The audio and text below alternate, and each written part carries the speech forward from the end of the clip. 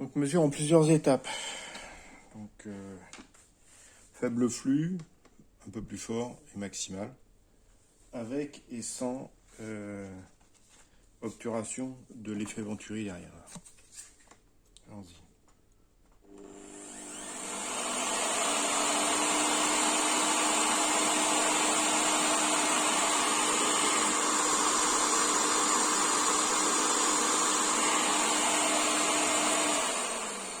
Bon, faible flux, quand on a une valeur négative, ça veut dire qu'on lève.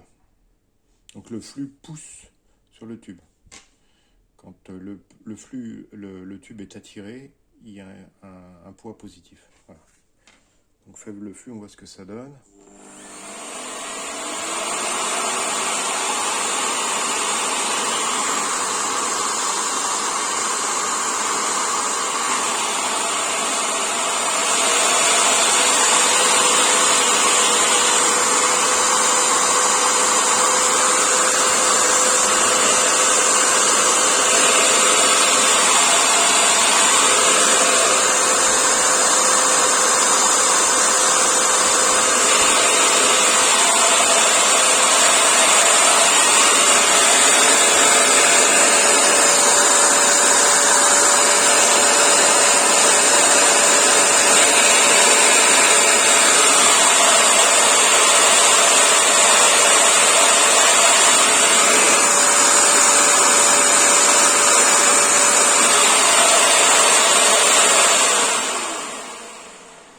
Alors, débriefing.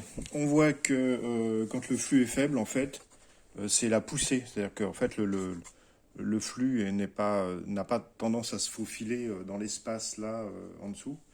Et donc, en fait, la poussée est plus importante que la succion. Par contre, dès qu'on met un peu plus de flux, on s'aperçoit qu'il y a un équilibre en fait qui se fait entre poussée et succion. Et quand on met le flux max, on s'aperçoit que c'est la succion qui devient plus ou moins prioritaire sur la poussée. Donc là, il n'y a plus d'équilibre poussée-succion, il y a un peu plus de succion. Et en même temps, quand on fait, quand on bouche ici, on s'aperçoit que la succion diminue. C'est-à-dire qu'en fait, le flux qui rentre ici est quand même significativement important, dans le sens où on passe de quelques grammes à presque 17 grammes lorsqu'on fait l'addition de flux. Et donc, obligatoirement, quand on fait une addition de flux, il y a une succion qui est plus importante. Et donc, on pousse vers là-bas. Bon, je vais refaire la manip.